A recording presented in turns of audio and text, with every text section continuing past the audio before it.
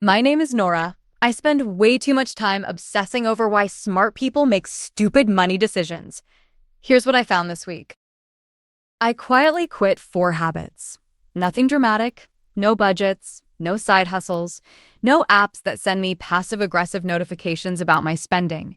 And over the course of 1 year, my savings basically doubled. Not because I got a raise, not because I moved into a cheaper apartment or stopped going on vacation. I just stopped doing 4 things that had become automatic, things I didn't even realize were decisions anymore.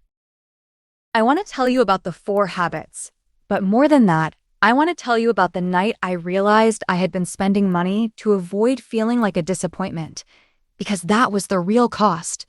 The money was just the receipt. If you're waiting for me to tell you to cut up your credit cards or meal prep every Sunday, this isn't that video. I don't do lectures, I just do what worked for me, and I'm going to walk you through all 4. The whole thing started on a Sunday night about 14 months ago. It was raining, the kind of rain that hits the window in uneven bursts, so you keep thinking it has stopped, and then it starts again. I was sitting on my couch with my phone, avoiding the week ahead, and I opened my banking app. I don't know why. Boredom, probably. Or maybe some part of me already knew I needed to look. I scrolled back 30 days. Then I added up every purchase under $20. Coffee, delivery fees, an app subscription I forgot I had, a quick online order of skincare I didn't need but ordered because I had a bad Tuesday. The total was $438. $438 on things I couldn't even name, things I couldn't hold in my hand. It wasn't rent, it wasn't groceries, it wasn't even a nice dinner with friends. It was just friction. Tiny leaks in a boat I thought was seaworthy. I remember taking a screenshot of that number. I didn't send it to anyone, it just sat in my camera roll like evidence. I stared at it for so long that my phone screen went dark, and then I lit it up again just to make sure I had read it right. I didn't panic. I didn't make a spreadsheet with color-coded categories. I just sat there and asked myself, what if I just stopped? Not everything, not forever, just the habits that had become invisible. That was it. That was the whole pivot. The first thing I named was the social yes. I used to say yes to almost every invitation. Dinner I didn't want to attend, drinks with people I barely knew, events that required a new outfit, an Uber, and 3 hours of small talk I would spend checking my watch. I told myself I was being social. I told myself it was important to show up. But there was one night in particular that changed how I saw it.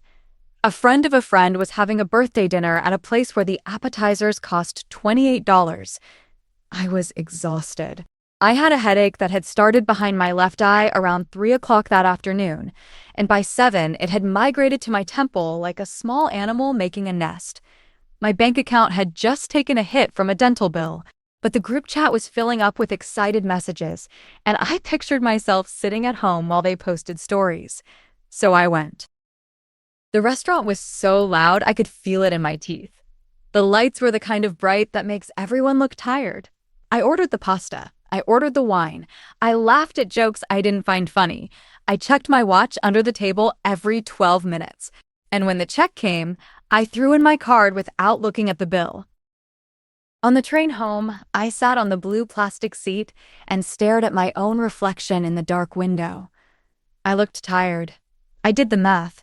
Dinner was $64. The Uber there and back was $32.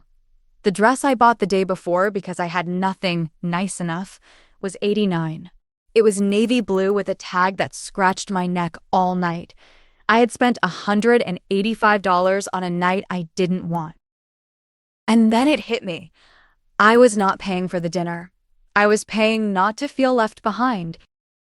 That sentence sat with me for days. It was heavier than the money. It was the truth I had been dressing up as friendship. The second thing I found was the midnight cart. After a stressful day, I used to browse online stores. Not with a list, not with a plan, just scrolling, clicking, adding to cart. It felt like self-care, a little treat, a dopamine hit when my brain was too tired to think. I remember one night in March. I had just finished a brutal project at work. My manager had rejected a presentation I had spent 3 weeks on, and he did it in 12 minutes. It was 11:40. I was lying in bed with my laptop, the blue light making my eyes burn, and I bought a throw blanket, 2 candles, and a set of ceramic bowls I had absolutely no room for. The candles were called Midnight Forest and Sunday Reset. The bowls were hand-thrown, which meant they were slightly crooked and cost more because of it. The total was $112. I fell asleep before the confirmation email even arrived. When the boxes showed up 3 days later, I left them in the hallway for 9 days. I stepped over them every morning on my way to work. Sometimes I would look at the shipping tape and feel a strange mix of guilt and exhaustion. I wasn't shopping for things. I was shopping for the feeling of having done something nice for myself, and the feeling lasted exactly as long as the checkout process. The third thing I noticed was the convenience tax. I live in a city where I can walk to most places, and yet I was paying delivery fees for food I could have picked up. I was taking ride shares for trips that took 12 minutes on the train. I was buying pre-cut vegetables at triple the price because I told myself I was too busy to chop a pepper. One morning, I ordered a $6 coffee through an app. The coffee shop is 8 minutes from my apartment. I know because I mapped it later. The delivery fee was $3.50. The tip was $2. The small size I wanted was unavailable, so I upgraded to the large for another $1.50. My $6 coffee cost $13, and it took 40 minutes to arrive. The driver got lost.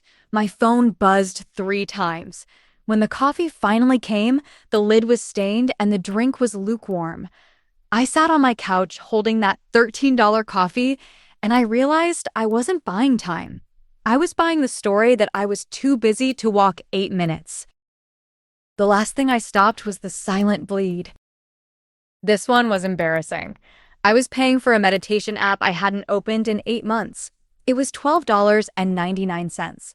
A premium photo editing tool I used once was $7.99. A streaming service I kept just in case there was something I wanted to watch was $15.99. There never was. I had 6 subscriptions that were quietly draining my account while I slept. I went through them like a detective looking for a motive. I canceled 6 in 15 minutes. Each one made me click through 3 screens asking if I was sure.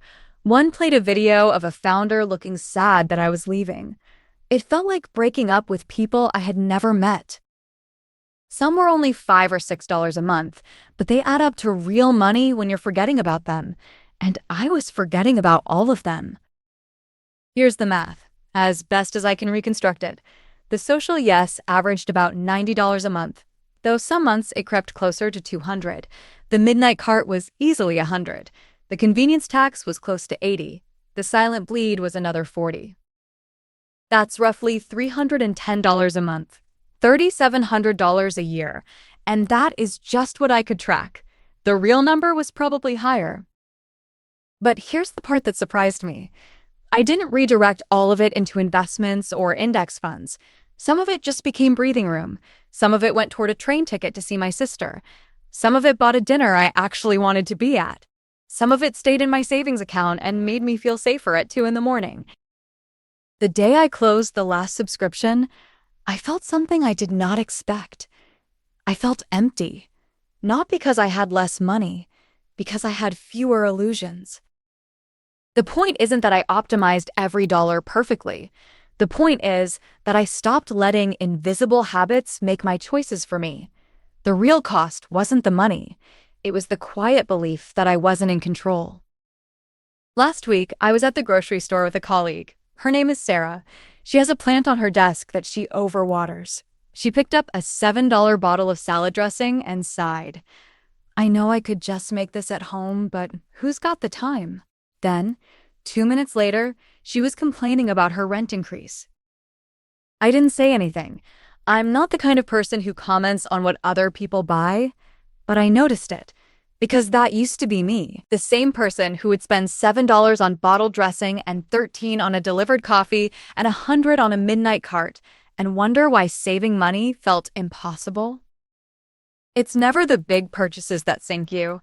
It's the conviction that the small ones don't count, that a habit isn't a decision because you've done it 100 times before. That's the illusion. And that's what I quietly walked away from. I want to be really clear about something. I don't think any of these habits are morally wrong.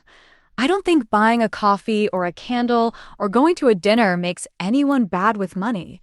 I did all of them, and I liked some of them. The problem was that they weren't choices anymore. They were defaults, and defaults are designed by companies who make more money when you don't think. The delivery app wants the convenience tax to feel like a necessity. The streaming service wants the subscription to renew forever. The online store wants the midnight cart to feel like self-care. The restaurant wants the group dinner to feel like belonging. They are all very good at their jobs. They have teams of people whose entire job is to make the buy button feel like the obvious next step. They run tests on the color of that button. They know exactly how long to wait before sending you a reminder email. They are not evil. They are just very effective. My only rebellion was noticing, and then, one by one, switching the defaults back to manual. Here's my quiet rule of the week. If I can't remember deciding to spend it, I have learned to pause. That's it. That's the whole rule. I run it like a background program in my head now. Before I click buy, before I say yes, before I let the bigger size feel like the obvious choice, U2014, I stop. Just for a second. Did I actually decide this, or did I just fall into it? If it's a real decision, great. I spend the money, I enjoy it. I try to notice whether the enjoyment lasts longer than the transaction, but if it's a habit wearing a decision's clothes, I pass. Not because I'm disciplined, because I'm tired of wasting my money on things I'm not even paying attention to. So that's what I found this week. 4 habits, no drama, just quietly opting out of things that weren't actually serving me. And the strange thing is, it didn't feel like sacrifice. It felt like taking the wheel back from autopilot. If any of this resonated with you, I'd love to know which habit felt the most familiar. Leave a comment if you want, or don't. This isn't a class, and I'm not grading anything. Subscribe if you want more of these. I put one out every week. Same voice, same vibe, just me, trying to figure out why smart people make stupid money decisions. U2014 and what I quietly changed in my own life. I don't have it all figured out, but I'm paying attention now, and that has made all the difference. See you next week.